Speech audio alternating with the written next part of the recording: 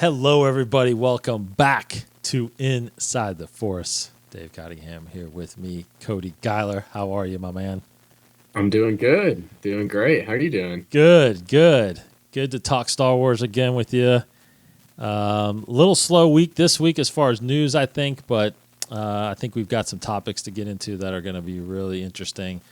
But first, I do want to bring this up because I feel like I fail to do this enough. I don't do this enough, but I want to kind of acknowledge a little bit of some fans of ours and response of ours, because especially on YouTube, because obviously YouTube is new to us. You know, we just kind of really launched it last year, and we're trying to do more content on there and whatnot. And look, obviously we're a podcast first, and we've always been. That's where a majority of our listeners are. If our channel grows, great. I'm not one of the ones that have this vision of thinking that we're going to have like 500,000 subscribers on YouTube or anything like that. But I do want to say we do have a good we do have a few people that comment on YouTube specifically. Even though we don't get a lot of views, we get a lot of comments on it, and I really appreciate that. So I just want to acknowledge a couple guys, like a couple people like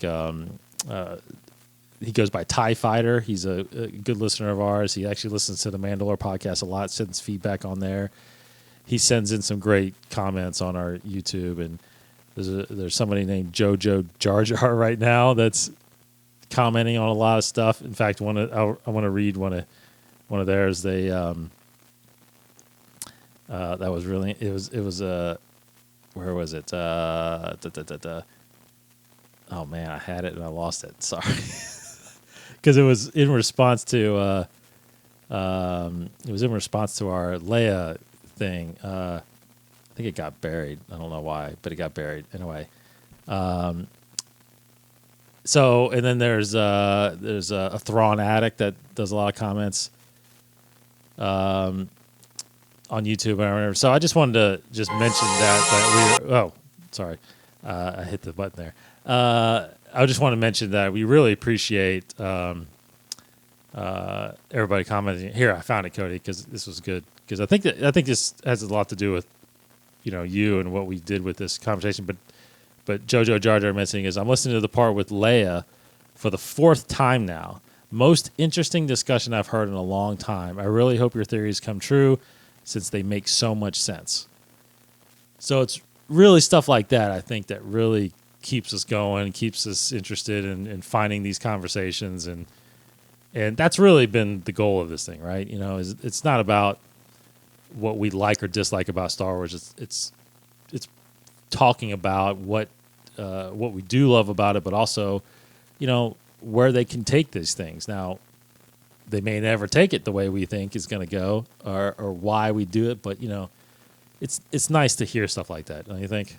Oh yeah. I mean, the discussion, the fun of being a fan of this is we like to talk about it, and that's why we get on here and talk about it. And so it's fun to be able to share that with listeners and people watching. So yeah, definitely keep commenting. If you have thoughts or ideas or theories, love to hear those in comments as well. Totally. And then we can talk about those here. So yeah, love the comment. Thanks for the comment about the conversation we had about the Leia stuff, and excited to talk more about it. So yeah, and trust me, there's other ones. I'm just naming some of the most recent ones that have commented, like Thrawn Addict and TIE Fighter and JoJo. So it's just, but everybody, there's plenty on here. Thank you. I try to respond or try to comment really fast and thank everybody as much as I can on here. So I'd love to keep doing that and get into that more. So thank you guys. Keep up the discussions. It's fantastic. So I'll do that more. I want to grab more of those and do that more eventually. So,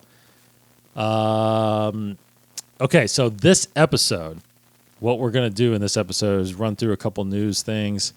Like I said, it was a little slow week, but there's a couple things we could talk about. And then we got a topic around an interesting Lucasfilm hire that has happened this past week that we'll talk about. So anyway, first up, the Bad Batch. So last week we talked a lot about those Hera episodes and what that has meant to bring her in and introduce her into the animated universe there, or continue the animation universe for her. I mean, there's obviously, I think every fan is expecting her at some point to make the live action jump. Could be in Ahsoka, could be, sometime.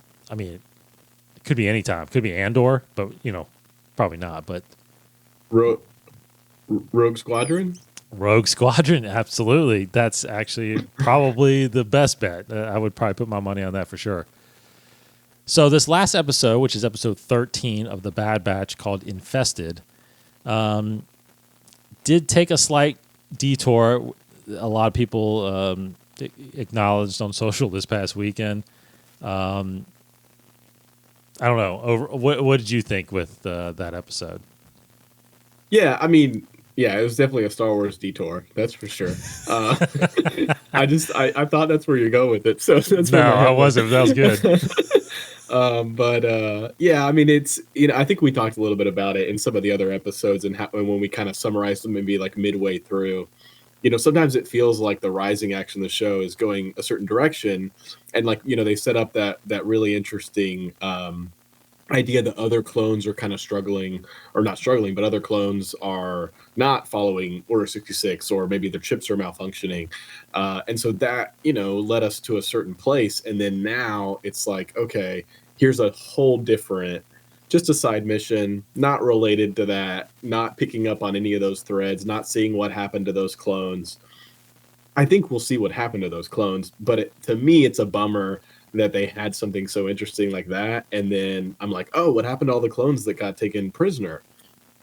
Oh, well, you'll learn about them later. Yeah. It's kind of what it felt like. Yeah. And not to discredit, the show. I mean, it had interesting parts. It showed us some of the underworld sort of vibe with the spice that they were trying to go after and bringing back the Pikes. So there's cool parts, but it definitely felt like a couple steps forward, one step back episode. Yeah. This had a lot of vibes of the Mandalorian season 2, episode 2. Yes. Because it's like a monster sort of, these like, creatures that they're kind of really battling, and it feels Star Warsy, but it also doesn't propel the plot forward. Yeah. Yeah. No, I totally agree. I think, I think this will mean something later down the road, with this character, that was introduced, this Davronian that was introduced. And of course, this solidifies a little bit more of the relationship with Sid. They're looking out for each other, even though Sid was basically blackmailing him again, saying like, if you don't help me, I'll tell your secret out, to everybody. Because even they acknowledged it. I mean, Tech was even like, I think she's threatening us. So I think it was just odd where they placed this. Like, this seems like episode 2 or 3 of the season, right? Yeah. Not really episode 13. So, maybe it's one of them things where it's like, like Clone Wars, like this thing's out of order and this gets moved again. I don't know. I don't think so, but because I don't think they actually meant to do that in Clone Wars until it actually happened. They were like, actually, this does seem like it's out of place. Let's start moving these. But I don't know. I think unfortunately, I think you could skip this episode if you wanted to. If you're watching this and you go from 12 to 14, you probably are okay. The next episode is called War Mantle, so I think we're going to get back into things you talked about, like the clones and the new stormtroopers and stuff like that. But it was a little, it was a little disappointing, to be honest. And I knew this was going that route. I got a easy indicator as I'm watching this, because I watched these with my 11-year-old daughter, right? And this is the first episode. Not kidding. This is the first episode where literally about 5-6 minutes in, she's looking at her phone and not watching the show anymore. So I'm like, okay, this is probably not, because all the other ones she's glued, So I think that was a good indicator. Yeah, for sure. I mean, yeah, it's supposed to keep your attention, and but yeah, no, I mean, I think you're right. I think it's going to be one of those ones that you could skip over. unfortunately. Not to say that, the great work that's done on it. It had really interesting Yeah. lighting, and when they go into this sort of cave area. So from an animation standpoint, it looks really good. Not discrediting any of the work that was done. But you look at this being a 16 episode season, and you kind of look at a few that have maybe, in my opinion, rated and scored a little lower. Could they have done 12? The Clone Wars Right. final season did 12. That's something that I kind of think about as I'm kind of watching these. I'm like, oh man, I feel like if we could have skipped it, then, what was is it just they wanted to do 16, or, they thought all these stories were essential? I don't know. Yeah, I don't know. It couldn't have been as easy as, I think Rosie was the pet. I think is the name, right? Ruby, or was it Ruby or Rosie? Ruby. I think it was Ruby. Now, anyway, we saw Ruby when they captured her. A few episodes ago. So I mean, I can't believe that it was just that, for that reason, to see who got Ruby, right? I mean, that's not strong enough of a story, in my opinion. But so I think in the end, very similar to, when they freed that separatist senator. I think these things will come back later in the next season or two to kind of justify why those episodes happened. But is that going to even be strong enough? Because they did that a couple times. They tried to do that a couple times in Rebels, and I don't think it always translated well either. But Rebels had a lot more episodes in the season. Also, I think the first season was only like 15.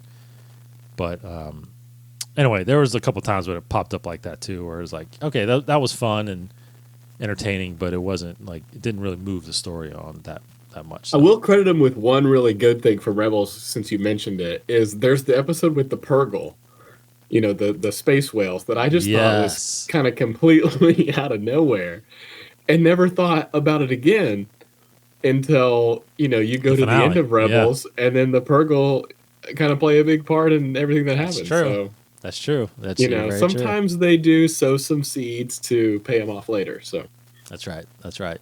These seeds are just so deep in the ground, I have trouble finding them. That's right.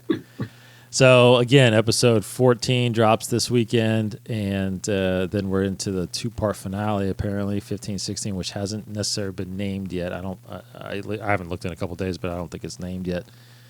But this next one is War Mantle. So we'll see what that goes, and we'll talk about that next week.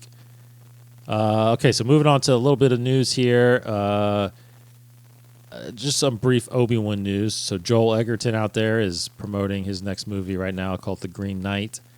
And, of course, he was asked Star Wars, just like every Star Wars actor is. And really all he talked about was how, which I think was something we all know, he talked about the secrecy that surrounds a Star Wars set. And he even mentioned in his comment, basically, that there's a lot that he doesn't even know. He obviously knows what he's in, which sounds like maybe he wasn't given a full script, only maybe the episodes he's in. So he probably has no idea what to expect and what's in this season. So, or these special episodes of Obi-Wan Kenobi. So, I don't think there's that much of a surprise there, but it's interesting to see that even actors don't get the full story. Yeah, I mean, it makes sense. You just get the script, you get the lines for the scenes you're in. I mean, the only actor that probably knows the most is going to be Ewan, because he's playing Obi-Wan, and he's probably in most, not every scene, but most scenes from start to finish. But yeah, definitely every episode, for sure. For sure. Yeah, and Joel Edgerton may not be in every episode, which I think is probably the case. Yes. But it's exciting that he's back, and just cool to see that people are, in interviews being asked about this Kenobi series. We've been waiting for it for so long, and I just can't wait. We get little nuggets. We had the interview last week from was Sung Kang from Fast and Furious. Uh-huh. So it'll just be interesting as we see more and more people that are in the show get asked questions. You always like it when somebody just slips just a little bit, not enough to get in trouble, but just enough to give us some little morsel, Well, if you remember, I mean, he's talking. Ewan's been talking about it lately that he's lied in interviews for over 2 years because they've asked him in these interviews when he's promoting in the movies, like, aren't you are you involved in Star Wars? He's like, nah, they haven't said anything, but they've been talking this whole time. Yeah. So it is tough, and he mentioned how tough it was, to have to sit there and lie. But when you sign your name on that contract to do a Star Wars film, like you're basically lips are sealed. Which comes with a lot of weight. I mean, because you really can't tell anybody for nearly, 3 years sometimes of these things, So, but I wish that it does make sense. I wish you could at least acknowledge that, I wish Ewan could have been able to say, yes, we're talking. Is it going to happen? I don't know. But we're talking. I mean, that just gets, wouldn't that just be enough for Lucasfilm to start marketing this thing already, right? Kind of gauge the hype? Well, yeah, because he lied about it in interviews, and people are still talking about it online saying, oh, he's lying. We know. You can tell. Like, look at his mouth right there, his expression. Like, oh. And that's enough to get the marketing sort of hype train going. So, yeah. That's true. We know he's lying. So why just let him tell the truth? That's funny. There's a lot of secrecy, and I do appreciate to a certain extent, right? Like thinking about the Luke Skywalker reveal in Mandalorian. Mm-hmm. So glad it wasn't ruined, spoiled, or they didn't have any kind of like actor say, "Oh yeah, I'm playing a young Luke." And you're like, "What? Yep. Who is this guy?" Because that would have totally changed the way we saw it. But Palpatine, Episode 9. Yeah, that never got leaked before before we saw a trailer or anything. But there's some things I think, like you're saying, it's Ewan, it's Obi-Wan, they're gonna do it. Just pull back the curtain on some of the smaller things. Yeah. Because that's because why put an actor through that? It's like let's start the talks and let's because I agree, I understand that maybe the contract's not signed and something can happen, but that happens all the time. I mean, just look at the Rangers thing. They told us we're getting this show, the Rangers of the New Republic, and now we're not. So I think all fans know that things aren't always going to happen. But to say, I'm not doing it, and then all of a sudden it's happening, I think that feeling ahead of time would help push it. But either way, we're excited obviously to see something like that. So, but another scenario in the sense that's kind of on that same line, we talked last week about the possibilities and the rumors that are out there about, and I still can't really remember his full name, the gentleman that played Aladdin, that is rumored to be casted as Ezra Bridger. Mina, yeah. Mossad. Yes. Yeah. And then you've got Lars Mikkelsen coming back, who's voiced Thrawn in Rebels. He's coming back and apparently playing the live action version of him. So, of course, there's rumors about that. Well, apparently Rosario Dawson tweeted out about them being casted. So, without any official word yet. So, is that, Cody, official word that they're in this thing? I mean, so it looks like it's like an Instagram story, if I'm following this correctly, and she sort of reposted somebody being excited about seeing this casting rumor report. So, yeah. I mean, the biggest thing they call out both of them by name, Mina Mossad and Lars Mikkelsen, but then the person, I guess, tagged Rosario and Mina Mossad. So the fact that she's reposting this, it's the most confirmation we've got other than StarWars.com putting it out. So I think it's happening. I mean, we know Thrawn's coming. She name drops him. We kind of assume it could be Lars Mikkelsen unless they wanted to recast. And then the Ezra news, I mean, that's been rumored for a while now. Yeah. Even the actor has been rumored, even before this most recent sort of more confirming report has popped up. Yep.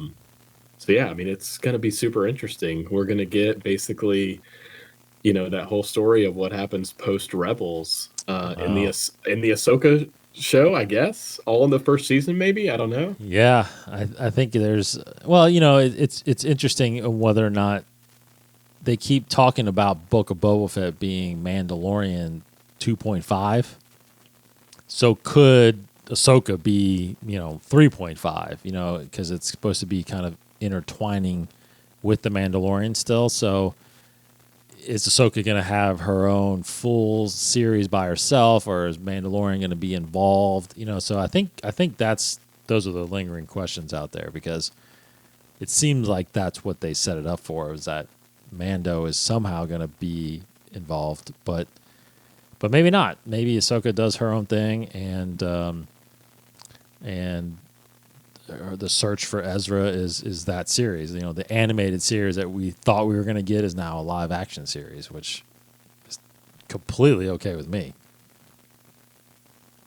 So Rosario, maybe she confirmed and maybe not, but she's another one that kept the secret of being Ahsoka forever, which was fantastic. And it's wild because she was a fan cast originally. Exactly. Which is just so interesting to see that kind of thing come to life, because it usually doesn't, right? That's right. But yeah, no proof that, a fan can, put something out on social media and, it can happen. So Yeah, and I think what I've seen from Thrawn, I think the fan cast that I've seen the most is Benedict Cumberbatch. Have you seen that? I think a lot of people are like, he would be the perfect Thrawn. He does. I mean, I've seen him like kind of blue Photoshop, Yes. and he does look the part. I think I heard somebody, I don't remember who it was, on YouTube talk about if it's somebody with like really high cheekbones, they work really well as Thrawn, Yes. which I guess Lars Mikkelsen has. Yeah, I think Lars will fit it well. Now that I've seen him and stuff like that, I think he'll be all right. Well, and he voices him, and Lars Mikkelsen's a great actor. So I think he's definitely going to bring a lot of that dramatic sort of Thrawn tone to the role. So it'll be fun to see. Agreed. Anyway, the only other bit of news before our topic here, I knew about this, but you brought it up. That made it a little bit more interesting as far as what could possibly be revealed there, is that Disney, they're known for their D23 event. They're known for that. It's called the D23 Expo. And it's basically their Star Wars celebration for all things Disney. And D23 usually has been recently taken place at Anaheim, where they have one of the biggest convention centers in the country. And it's usually a rotating every other year type event. Now, it was canceled, obviously. It was supposed to go off last year in 2020. It got canceled. And I believe the expo is still coming in 2022. So they haven't released a full date yet. But the rumor is obviously it's going to be another, maybe August. I think it's been going on in recent years. But they have added an event that is happening this November. It's called Destination D23. It's a very limited event because it's being held at Walt Disney World in the Contemporary Resort, which is right next to Magic Kingdom. It's obviously doesn't have a major big convention center, so you could probably expect it to be less vendors and less stuff. But in fact, I think you could buy tickets. Well, I would say that because it's sold out now, but you could have bought tickets. If you have a time machine, go back and you can get tickets. Exactly. And when I looked at the ticket list, it was you're basically buying a ticket in almost like a Hall H at Comic-Con. It's like a big room where they're doing all the reveals. So, and I'm assuming that ticket would then give you access to all the stuff that's happening around also, but you're getting into that room. Now, D23 is a fan club. It's the official Disney fan club. So if you're a general member, which is a free member, You have just general connections to the fan club. But if you're a gold member, which is like a yearly subscription, you get access to first tickets to these events. So gold members were actually the ones that were allowed to buy tickets. They didn't actually open it to the public, I feel like. Because if I was a gold member, which I'm not, but because I got the email like, hey, you're a general member, upgrade to gold and be the first to buy tickets to Destination 23, right?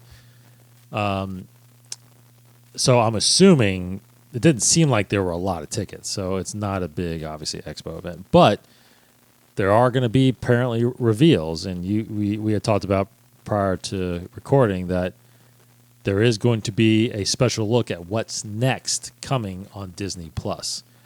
So this is in November, late November, November 19th, 20th, and 21st. I don't know, Cody, what possibly could we see on the Star Wars side that we won't see prior to that weekend? Yeah, I mean, it's interesting. So it's is it November 19th? So the first day. So 2021, yep. I like to play the guess the release date of X trailer. I think it's kind of fun. I don't know why I don't know why I spend my time doing it, but Disney and specifically Lucasfilm follows a very formulaic method for a lot of their stuff. They do it one way and then they replicate it, right? For the movies, they'll do it a certain number of days out, and the EW cover photo, or previously it was like Vanity Fair spread or whatever, photos release on this day in this magazine, and then trailer releases this day, and they kind of have like a way they do it. For Mando Season 2, first trailer was like about mid-September. It released end of October. Mm-hmm. So it kind of lines up. Release is likely end of December. We've heard Christmas. Unsure if it's Christmas Day or if it's just that holiday time. But it could be the first time we would see a trailer would line up around mid-November. Yeah. So it's kind of cool. I don't want to wait that long for a Book of Boba Fett trailer. We were kind of talking about when it could come out. Yeah. But it makes sense when you follow their other marketing. And if they're doing an event like this, again, this trailer is going to come out on YouTube the same day it goes anywhere. So I wouldn't worry that like some people are going to see it and you're not. They kind of gone away from doing all that stuff in any kind of setting. But yeah, it makes sense, the timeline. I don't know that we'd get a lot else just because it's all TV based, and as we're talking about right now, they wait to show their trailers until they're about a little over a month out. But it would be cool to get updates, right? Like, I don't know if they record little videos from cast members or set or creators or show stills. I think we could easily see stills of like Kenobi or Andor or maybe Book of Boba Fett as well. Or I know they did the sizzle for Andor, and I think there was a sizzle shown for Kenobi that not everybody was able to see, that only investors were able to see. Yes, that's right. At the last Disney Plus event. I don't think there was any footage though. I think it was like the logo reveal or something like that, And I think it was some concept art or something like that. Maybe it was. Yeah, maybe it was. You're right. Some kind of pan over some stills of concept art. So I could see stuff like that maybe even getting shown. I don't know if it would be totally public if it were to be shown, but I'd obviously love to see stuff from any of those shows. What do you think? I think since it's towards the end of the year, I have a feeling that they're going to show basically for one, I think it's going to be a big montage of footage that they have and clips that they have for all things Disney coming out in 2022. Like that's like, this is coming from Disney, blah, blah, blah. This is coming from Pixar, da, da, da. Here's coming from Lucasfilm, so I think there's going to be some kind of trailer montage of that, because Disney Plus has been known to do that. Every month they release a video, what's coming out that month. So something like that I think is going to happen. But as far as Star Wars goes, I do think that will be, I don't think we're going to get anything from Andor, Obi-Wan, or season 3 of Mandalorian until November. I do think it's possible we get something from Book of Boba Fett prior to that. Yeah. But I don't think we'll get any Andor or Obi-Wan. And I think there will be first looks at those that weekend in November. Now, I don't think anything else is shooting prior to that. Like, I don't think Acolyte is shooting. I don't think Ahsoka is shooting this year. So I don't think we're going to get any of that stuff. We may get an updated slate of the shows that we saw on Investor Day. Maybe they updated them saying, like, obviously Rangers is out. I mean, we haven't heard anything from like that Star Wars Droids or Lando, or I mean, we did hear stuff from Acolyte. Was there another show? I'm trying to think of all the other shows. No, I don't think. I think that was really Lando, the Droids one, and of course the movies. We haven't heard anything of Taika's movie. But here's the thing. 6 months later, in May, Star Wars Celebration happens. So you can't give it all away then. You got to save something for Celebration. So I don't know. That's an interesting tug of war there. Yeah, that'll be interesting to see. I mean, Celebration hopefully will have a lot of things to tease and show off for the first time. But you wonder, because it's in May of 2022, you do wonder, is there anything Star Wars that was shot this year, Andor and Kenobi, looking at those two, that are coming out that could release prior to Celebration starting that they wouldn't be able to save and hype then? Because if they can't save it and hype it then maybe this is the only other Disney related event where they could show something off. Yeah. I mean, I think that, so Book of Boba Fett, I don't know, what are we saying? We thinking that's going to be 7, 8 episodes? Maybe? I assume 8 just because that's what they've done with Mandalorian, but yeah, who knows? So that would put it through January, through February, and probably end it early March, right? So do you premiere another series like Andor prior to Celebration, or do you wait a couple months and premiere it at Celebration, right? Because Celebrations were known to do that. Like they would have premieres. They were premiered in like one of the last seasons of or one of the seasons of Clone Wars there. Rebels got premiered there. I mean, I saw the premiere episode of Rebels season 2 6 months before it actually aired on television. So it's possible that they hold one of these back maybe and premiere it there, and then it hits Disney Plus or something like that. As you're saying it, like I'm thinking about it and thinking about what's the biggest marquee thing they've got after what's coming out this year. We're not going to see Kenobi until Celebration. I like totally footage, agree. like any maybe a still, but footage. And I think they probably will even tease Darth Vader. They'll tease Anakin somehow. And we may even see like them clash lightsabers and then like cut to black.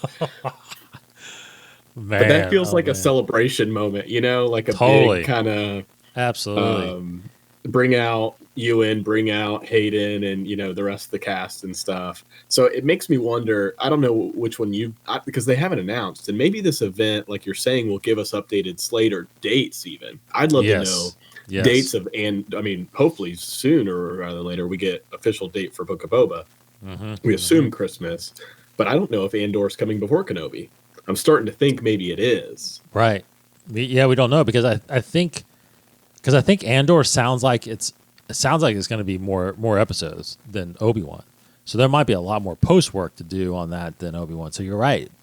Obi-Wan could come out before. I wouldn't be surprised if it did. But it's interesting because so it's in Anaheim. Star Wars Celebration is, and I don't think you've been to Celebration out there, right? No, not in Anaheim. Yeah, and I've been to one in Anaheim. They've only had one in Anaheim, I think, and that was the 2015 one, the year when Force Awakens was coming out. And their auditorium in there, it's not like Orlando where, or actually it was like Chicago. It's like a stadium, so it's a big round room, and they got the big screen on the one half of the of the wall. So it's a massive environment. So it's exciting to be in there. Now I didn't make it in there for when the trailer for, they released the Chewie We're Home trailer at that celebration. We had just flown in that morning, and we just got there when that panel was going on. So I watched it on when it released on the phone, on the online. But I couldn't imagine being in that room, how electric that would have been to see that. So I can't imagine if they drop the first look at Obi-Wan or something like that. Oh my gosh, you kidding me? But that's a very good guess. I think that's definitely possible. I think we could get some release dates in November. Definitely, probably some clips from Book of Boba Fett that will be coming out. If not a full trailer by then, because we could get a teaser early on and then a full trailer then. But and I think we'll get something from Andor, maybe. Like you said, stills or maybe a poster for Obi-Wan or something like that. I think that's possible, but yeah, I think the MO has been that they're only promoting the show that's coming out. They're not really promoting multiple shows if they're still not even, technically have a release date yet. So I think that's a good way to think about what we're going to see then. I'm sure we'll get into it later, but Celebration, hopefully by then, I don't know what else is going to be shooting by then. I don't think Squadrons is going to be shooting yet. It could be. I think next summer is when it's shooting, actually. Yeah, it comes out December of 2023. Right.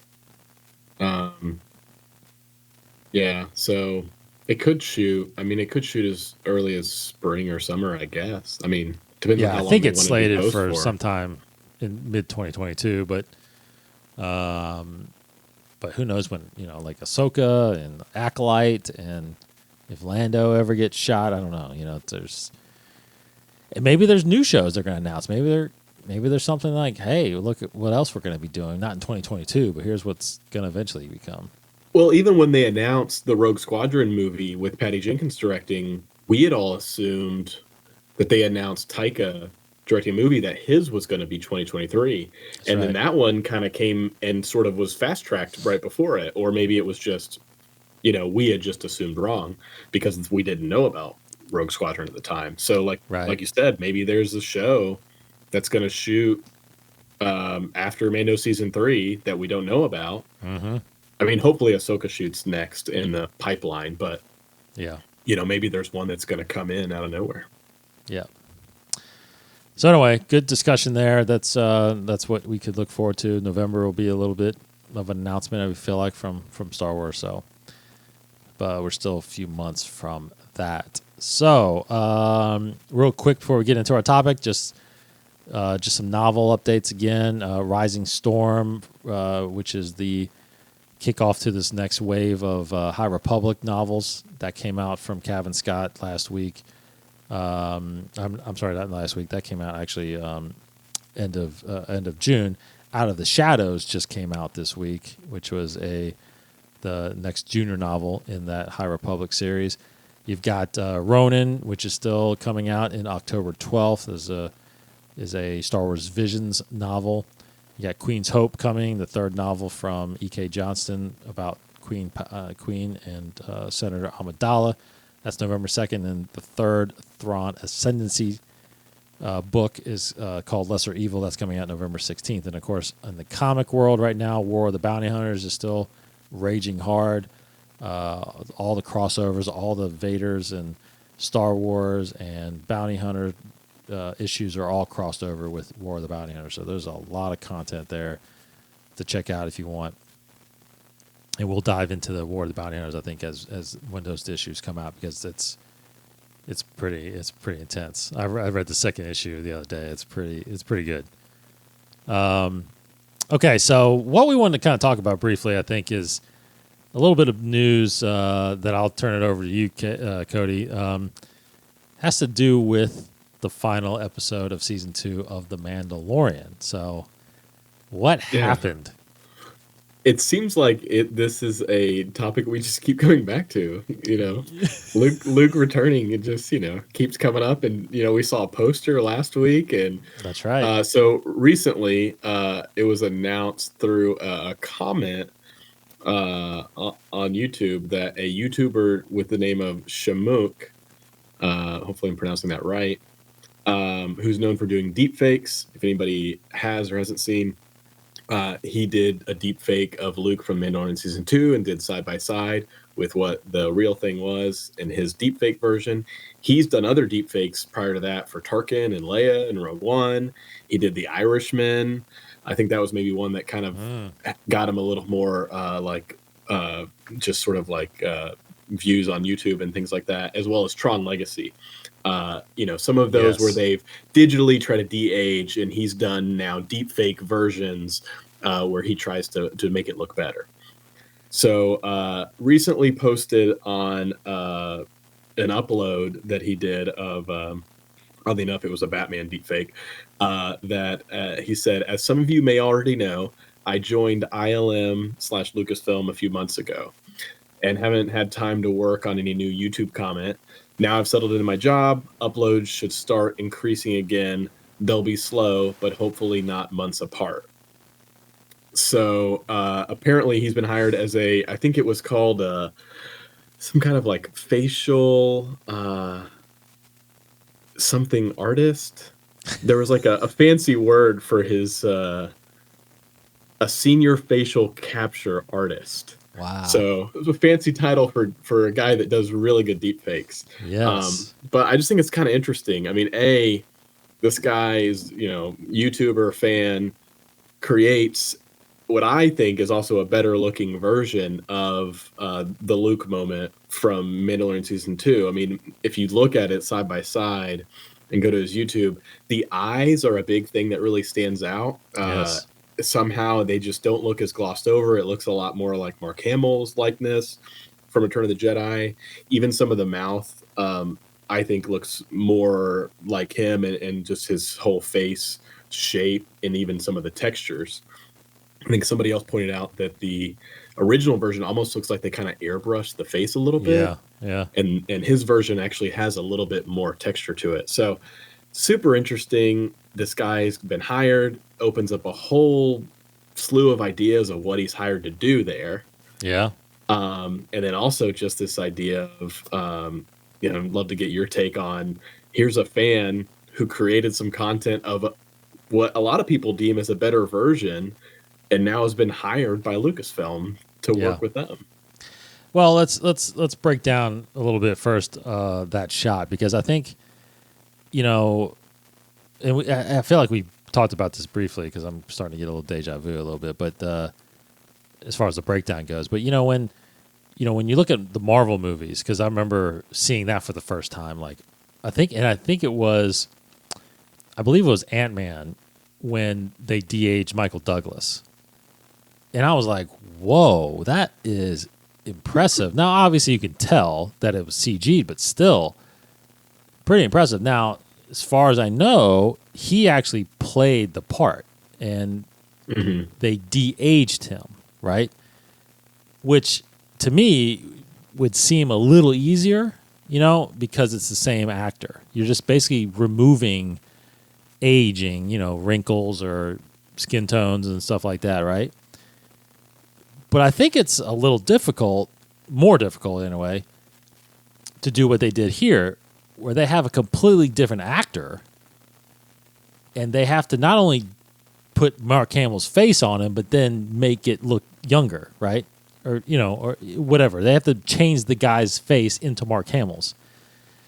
So I'm curious on how difficult that is versus if Mark Hamill was actually there doing the shot, and whether or not it would have been easier to make it look more real by just de-aging him, right?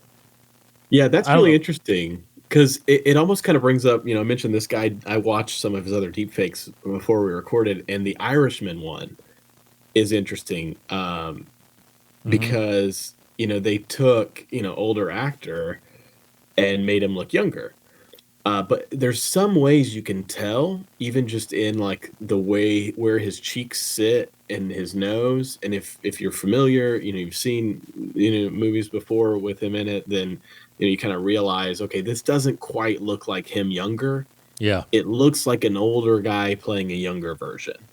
So Mm-hmm. I wonder, you see Mark Hamill, and he got in really good shape to do Last Jedi, but he's still older, Yes. just person. And his face shape is just probably different than he was back when he did Return That's of the right. Jedi. That's So true. Yep. I do wonder, yeah, like what, there's a lot of different ways to do it. As you mentioned, you take a double, right? And you find somebody who has maybe similar facial features, and then Mm-hmm. you try to make him look like him, or you take older actor and make him look younger. But it seems like this deepfake technology is a little bit of best of both worlds, Yeah. because it scans for a lot of different images of the actor from the time period, movies, things like Yes. that you would want, and you can use the stunt double or the body double. Yeah. Yeah. I think there's probably pros and cons to do both, obviously. I have to go back and rewatch it again, but when you think back to like Captain America, the first Captain America, you remember when it was skinny Steve Rogers, they had to put Chris Evans' face on that kid, right? It was I don't think it was a kid. I think it was a guy that had just had a skinny body, but he did look like him a little bit. I don't know if you saw the behind the scenes on that, but that looked pretty good. I mean, I bought it. I mean, you could tell obviously it wasn't his body because you knew what Chris Evans looked like, but it looked pretty good. I thought it looked pretty good. But again, Chris Evans' face was his face. He wasn't.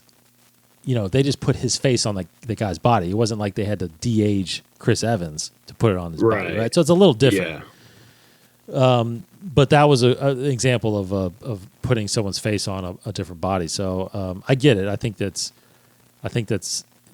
difficult and easy in some ways. But with this deepfake, I think, like you said, I think there's what stands out. Obviously, you can always complain that with CG that lips don't move the same way as you would in real life. Like that's a given. I think eventually it'll get there, but it's just not there yet. But what is there and what really helps are the textures and the shadows. Things you didn't have 10, 15 years ago, but you have all of that now. And little subtle things like that can really sell a shot, right? So I think that's a big difference, like you said, what he did here. He added a little more texture to his skin.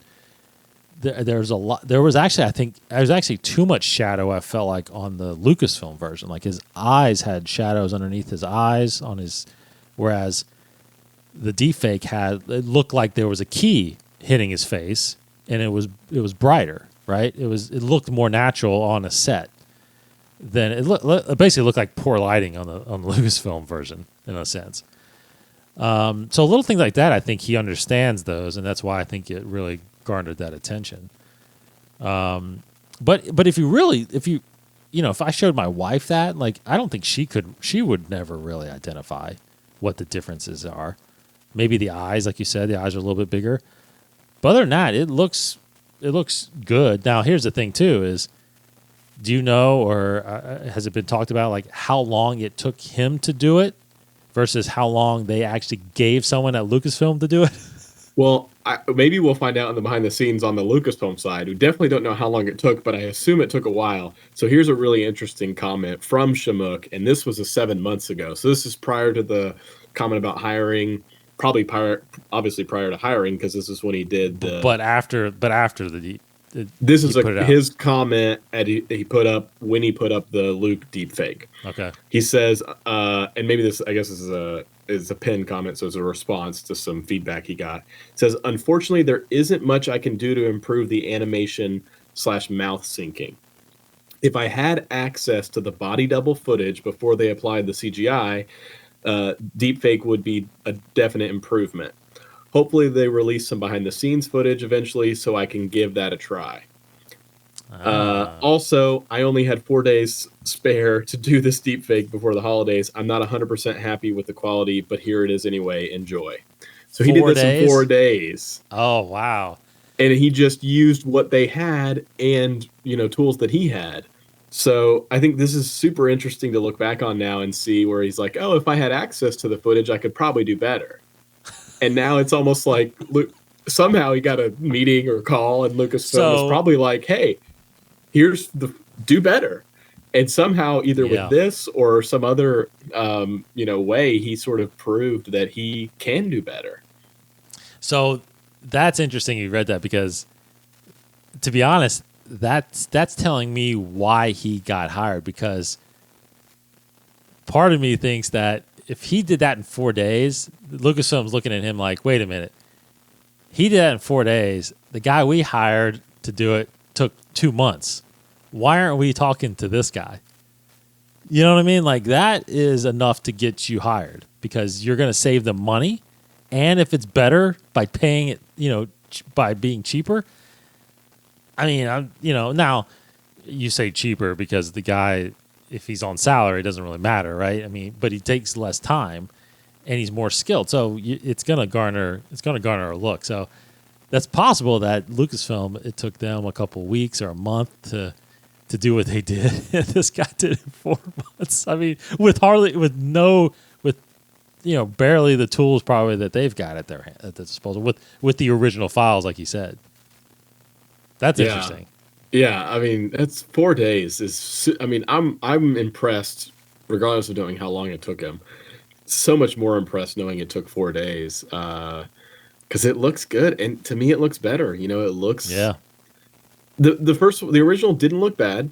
I mean, I liked it when I saw it. I still do like it, but the other one looks more like Mark Hamill in Return of the Jedi. It looks like Luke. So that goes into that spins us into a whole nother conversation I wanted to kind of talk about really fast. Is, for a long time, I feel like people had a big, hatred and despisement for the special editions, the movies that George went back and tried to, to him fix, right? He didn't have the technology then. He had it at that point. He wanted to improve what he had done.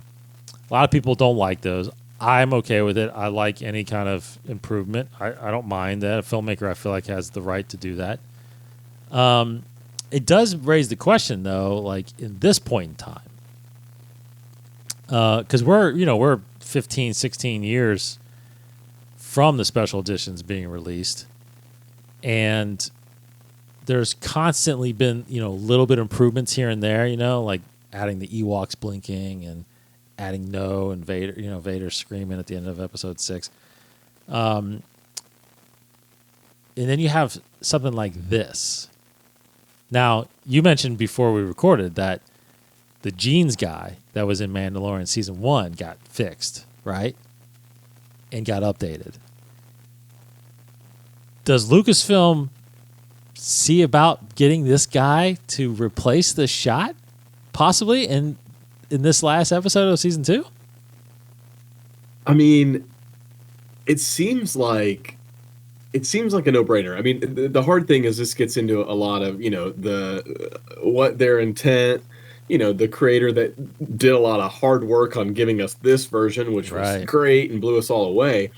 But, like you said, if you're, a filmmaker or, you're Lucasfilm and you have ways to tweak and fix, there's always improvements. A finished product like this, if you've ever made a video or film or anything like that, it's never quite done, right? There's always something that could be changed, because some of it is subjective and some of it is fixing mistakes, new technology, different ideas and things like that. So him getting hired tells me two things. I think they are going to update it. Wow. Because I'm trying to look at it and not be so subjective, but it's objectively better, right? Yeah. I'd love to know what other people think. I mean, I've talked about it with some people, and I think it's objectively better. I think you can't look at it side by side and say, no, I think I'd just stick with the other one. And the other thing it tells me is they're going to do more. They want to utilize deepfake technology in the future. Yes. Which opens up a lot of possibilities. We talked last week a lot about potential of seeing more Luke, and I think this could be in line with that. And now, other actors, of course, are on the table as well for, they use Tarkin in Rogue One. Yep. He's done a deepfake version of Tarkin. I think I've seen the Tarkin side by side, and I didn't notice as many differences. I think it's more like what you mentioned before. It's in some of the skin, texture, shadows, maybe some of the mouth area. But yeah, I mean, I think there's definitely a possibility that they update, especially on the Disney Plus side. It's easier than the movies because it's not like they have to be like when George did. Is like, okay, here's the special editions. This is this version now, and some people still hold on to their old copy and go, no, I like this copy. It's like if they change it on Disney Plus, you'll no longer see the other copy unless you just find it on YouTube or somewhere. Yep, that's right. And they've already shown that they will replace the file on Disney Plus because if you remember, just recently when they combined and bought all of 20th Century Fox's inventory, they put that logo back on the original 6 movies. So that Century logo, so they had to obviously re-render the entire movie back up and do it. And of course, there's the McClunky line that they added in there. So it's like they have added some things and changed some things, but how far will they go? And that's so I agree with you. First point for me is that on your second point, totally agree with that. I think this does possibly open the door of them experimenting, doing more Luke, because if it looks good and people reacted the way they did, why wouldn't you give them more of it? Does this also open the door of a possibility that they do Leia and Carrie Fisher? I think that's possible. I mean, I think you could even look back and think, oh man, we kicked ourselves because we could have done this with Harrison Ford and with Han Solo. Could have. Anyway, Shamook did a replaced scenes of Solo. So that was him. I did see that with Harrison Ford's face, but it's like on Alden's. Alden, yeah, it's on Alden's like body and face, so it looks a little weirder because their face shapes are not the same. It's a little different when you're doing something like that. Now, if they casted somebody to have more of the Harrison Ford build and likeness, then I think it'd be cool. But yeah. It's wild. There's so many possibilities. And one of the last points I wanted to talk about, your opinion. I wanted your opinion on the extent of those changes. Like when you think about the original trilogy, or even like the prequels, or even the sequels, like there's probably some mistakes in all of them still.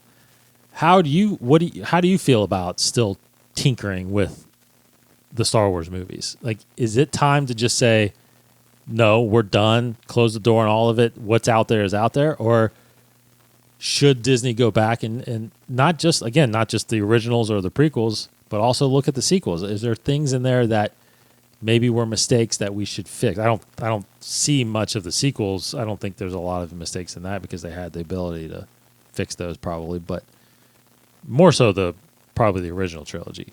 But where are you on with tinkering still? Yeah, I mean, I think it's in the original trilogy. I watched a lot of the special editions. That would have been the first viewing for me. So, in a lot of ways, didn't realize what some of the fuss was about, until realizing, hey, there's sort of groups of people who, like certain ones. And so I've seen portions of the non-special edition shots. And I've seen, you talked about some of the people who are, going and doing kind of their own versions now. There's one that I've followed and watched, at least a New Hope version.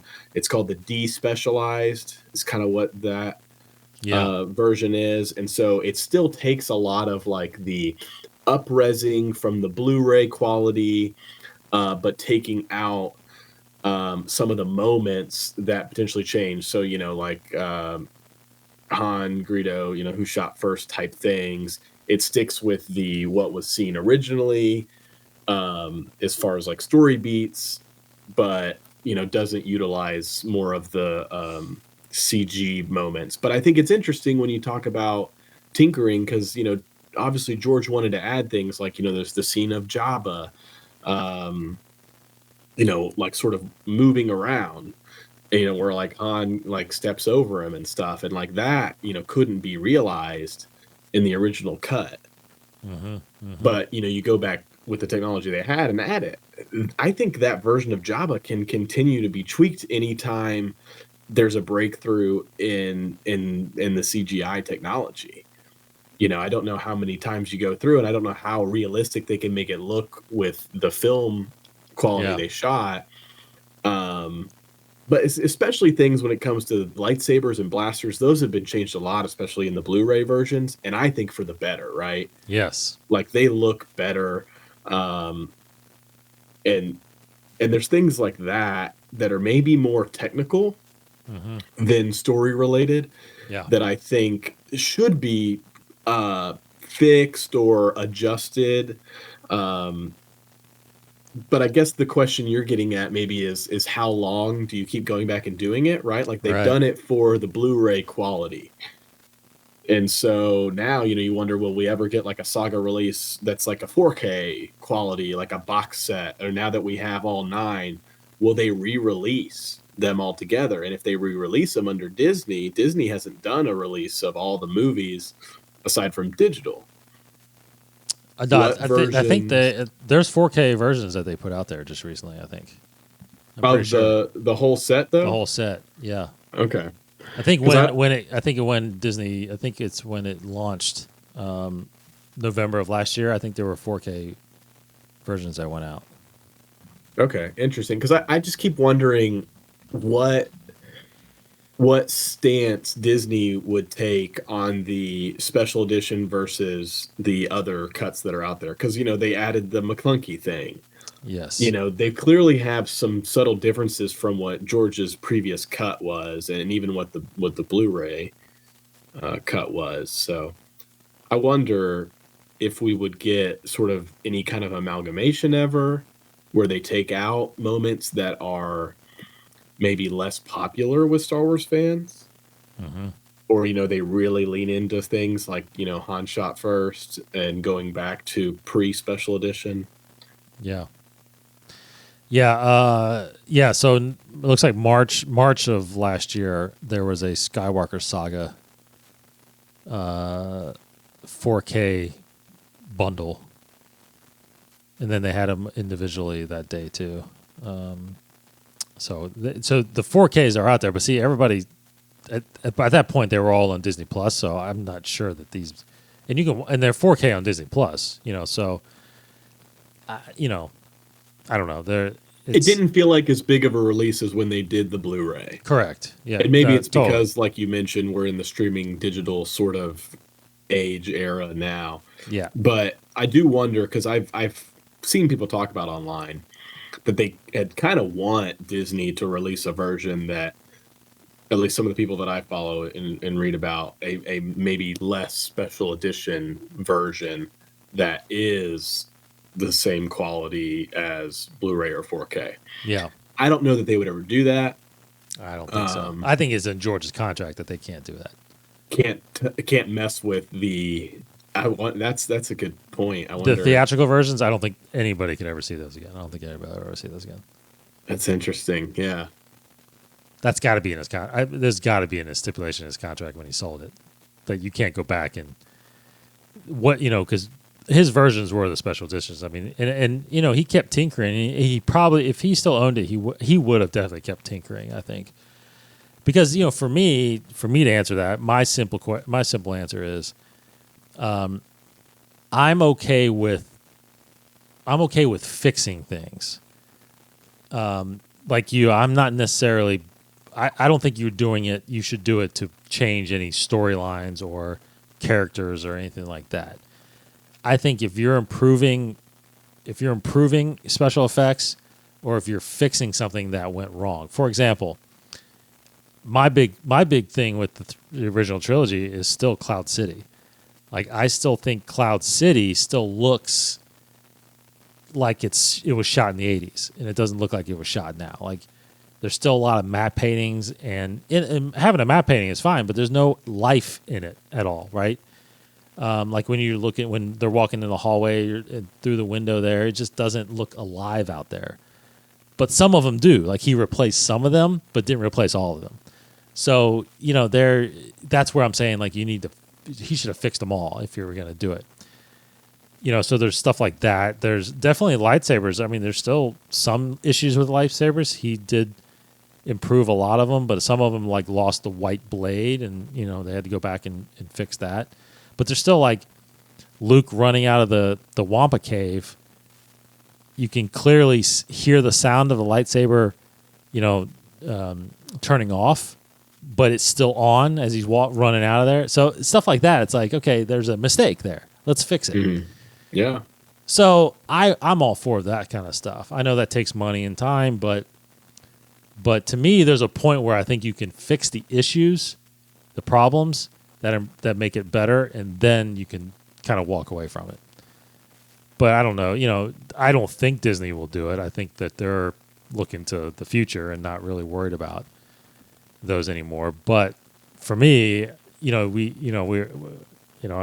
go too deep, too far into it. But there's a guy named out there called Star Wars Revisited, and he's taking the original trilogy and he's doing what, in my mind, what I think George would have kept doing, which is kept improving the shots. But what he's doing is a lot of color correction and he's got to the point where he's actually reshooting scenes, building models, shooting pilots in cockpits. I mean, he's going all out, but he's been doing this for over 10 years now. So kudos to him, but it's a lot of effort and time to do that kind of stuff. So anyway, I don't know. I think